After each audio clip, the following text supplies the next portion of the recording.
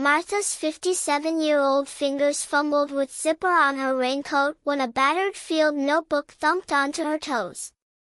No note, just smudged dates and frantic sketches of crows mobbing a hawk, exactly like seen outside her window last Tuesday. Seattle drizzle blurred pages as she traced a stranger's handwriting, Pigeon Wars, 3rd and Pine, 7:23 a.m. Her chest tightened. That intersection was her bus stop. Across Farmers Market, a woman in mud-caked boots winked, heft Martha's 57-year-old fingers fumbled with zipper on her rain jacket, third try this morning, but she refused to let damp weather or stiff joints steal her groove. Seattle's gray skies used to press down like a suffocating quilt, each news headline about wildfires or bleaching reefs stitching another patch of dread. But now, that battered field notebook in her pocket, its pages warped from coffee spills and last week's drizzle, held more than scribbled observations of sparrows. It carried proof she hadn't checked out. She'd started solo, clumsy steps through Perry Park, binoculars swaying, misidentifying every crow as something rarer, until stumbling upon Puget Sound bird nerds of Farmers Market. Their meetups were equal parts science and therapy, swapping migration patterns with same ease as casserole recipes. Martha's favorite page in her notebook still bore smudges from June's strawberry tart, a messy reminder of how tracking urban ospreys had rewired her brain. Data points became lifelines, each tally of nesting pairs chipped away monolithic fear that her small life couldn't possibly matter in a burning world. Her deepest fear had always been that she'd become a ghost in her own story, silent, fading, like those Polaroids of her mother's garden swallowed by condo developments. But here, ink on paper defied that. Yesterday's entry, ruby-crowned kinglet, first sighting in 3 years. Maybe cedars are fighting back. Notebook was same shade of green as her childhood lunchbox, one she'd carried picking blackberries until thorns pricked her palms. Somewhere between then and now, she'd forgotten how sweetness required patience, how resilience wasn't flashy. Now, adjusting her visor against a sudden sunbreak, Martha grinned. A teenager struggling. Martha's 57-year-old fingers fumbled with zipper on her rain jacket as a gust off Puget Sound nearly sent her field notebook sailing. She lunged after it, knees protesting, but spiral-bound pages fluttered safely against her chest. That notebook had been a retirement gift from her daughter, for all stories you haven't written yet. Empty until 3 weeks ago, when eco-grief had coiled so tight in her ribs she'd Googled how to stop doom-scrolling wildfires. Now its pages bristled with hurried sketches, a barred owl's disapproving glare from Seward Park, ravens heckling tourists near Pike Place, a single hummingbird throbbing in her overgrown salvia. She'd meant to track species for some university project, but act of noting Tuesday, crows stealing a muffin wrapper, teamwork vibes had become its own compass. Her boots squelched toward Ballard Farmers Market, where a folding table draped in hand-painted bird banners caught her eye. 2 women in mud-splattered wellies were demonstrating how to log sightings into an app. Urban Birdwatch Collective, no experience necessary. Read a sign duct-taped to an umbrella. Creator hovered edge until one woman, late 60s, silver braid tucked under a Seahawks cap, noticed her death grip on notebook. Nice field notes, she grinned, nodding Martha's shaky rendering of a Cooper's hawk. We've got a bet running on whether that guy's nesting in old shipyard. By noon, she was clutching a borrowed pair of binoculars, trailing group toward a derelict pier. She tripped over a rope cable, sending gravel skittering, but women just waited, eyes crinkling. One passed her a thermos of cardamom coffee. As woman adjusted focus wheel, world sharpened, a flash of barred wings, a rustle in blackberries, salt-tinged wind carrying not despair but possibility. That night, she added a new page, first crew meet-up. Thought they'd laugh my chicken scratch notes. Turns out Bev's got worse handwriting. Also, crows remember faces. Start carrying peanuts. Notebook's margins soon bloomed with pressed leaves, coffee stains, and phone numbers scribbled after shared laughter over misidentified sparrows. It became less a record of what was vanishing than proof of what persisted, and who showed up to bear witness.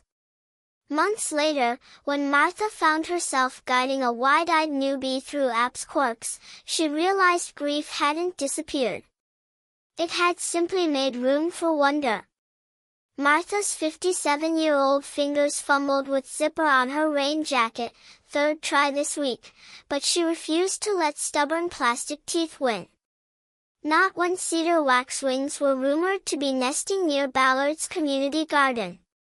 Field notebook already bore coffee stains from this morning's rushed departure, pages crammed with her shaky cursive tracking crow migration patterns. 3 months ago, those pages held only grocery lists. Seattle's drizzle couldn't dampen her focus now. She'd spent too many evenings doom-scrolling wildfire maps, joints stiff from tension, until stumbling upon Urban Bird Collective's Farmers Market meetup. Bunch of amateurs with binoculars and bad puns about sparrow vibes, but their shared notebooks held something potent, proof that life persisted. Today's challenge? Distinguishing house finch songs from purple finches, a task that had humbled her last week when she'd mislabeled 3 entries. Pride still stung, but Martha had learned to laugh her own ears. She adjusted binoculars, ignoring how her wrists protested. Notebook flipped open to a fresh page, pencil hovering like a divining rod. Then, movement. Not usual suspects. A flash of yellow-bellied something darted between maples. Martha held breath, muscles locked in a way that it cost her tomorrow. Didn't matter. This was fight now, against despair, against thinking her hands were too old to matter. Field notebook was her weapon, each scribble a tiny rebellion. Rain intensified. She grinned, jotting down markings as water smudged ink. Let it blur. She'd remember. Martha's 57-year-old fingers fumbled with zipper on her rain jacket, but this time, not from nerves. 3 months of scribbling in that battered field notebook, dog-eared pages crammed with sparrow sketches and coffee stains, had sanded down her eco-grief like river rocks. Today, she wasn't just tracking urban juncos for some faceless database. Today, her shaky cell phone footage of a barred owl swooping past a downtown skyscraper would scream community center. Farmers market regulars had scoffed when she first mentioned Birdwatching Collective. Climate doom scrolling's cheaper than binoculars, one muttered into his kale. But Martha kept showing up, logging crow migrations between parking garages with focus of a spy. Her breakthrough came after mastering Merlin's Sound ID app. Turns out, her bad ears could differentiate a buick's wren's trill from a bus brake's squeal. As she adjusted projector, someone snorted. Gary, compost skeptic who'd called her notebook a coloring book for grown-ups. She clicked play. Gasps rippled as her owl footage unfolded, wingtips grazing a Starbucks sign, golden eyes flashing against smog-streaked pink sky. Then twist, a blink-and-miss cameo of 2 fledglings in a mangled nest of plastic strips. Room erupted. Gary's jaw hung like a broken gate. Warmth flooded Martha's chest as applause pounded her eardrums. Notebook clutched to her ribs, she realized, this scrappy doc wasn't just data. It was proof that life stubbornly stitches itself into concrete cracks. Later, over Bruised Peaches Market, Gary sheepishly asked how to join. Martha grinned, handing him a pencil stub. "Start listening," she said. Somewhere above them, a junco scolded.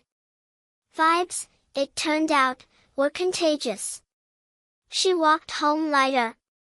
Wind tugged her unzipped jacket. Let it. That owl hadn't waited for permission to soar through man-made canyons. Neither would she. Fingers brushed notebook's cracked leather cover. Inside, fresh pages waited. Martha's 57-year-old fingers, once stiff with eco-grief, now danced across her field notebook, scribbling sightings with fervor of a detective cracking a case. That frayed little book, her anchor in Seattle's drizzle, had morphed from a lonely log into a manifesto of small victories. Urban birdwatching collectives weren't just for millennials in Patagonia vests. Hers met Sundays by farmers market, swapping binoculars and bad puns over cinnamon rolls. Who knew tracking sparrows could taste like rebellion? She'd started solo, mistaking crows for ravens, tripping over roots in Discovery Park. But solitude cracked open when she guided a widower to his first hummingbird, his gasp louder than freeway traffic. Now their motley crew, ages 40 to 92, mapped migration patterns like cartographers of hope. Martha's odd habit? She whispered thanks to each bird, as if gratitude could stitch sky back together. One Tuesday, her notebook nearly slipped into Puget Sound, until a teen grabbed it, flipping pages with widening eyes. "You saw a tanager here?" That kid's wonder was spark. By summer, their data fueled a citywide habitat project, proving sidewalks could sing. Eco-grief didn't vanish, but it shrank beside shared purpose. Even her knees complained less, turns out crouching for warblers beats doom scrolling. Seattle's gray skies still threatened, but Martha's crew? They traded climate anxiety for action, one scribble a time. Vibes were contagious. Spot a sparrow, save yourself, your neighborhood's counting on it.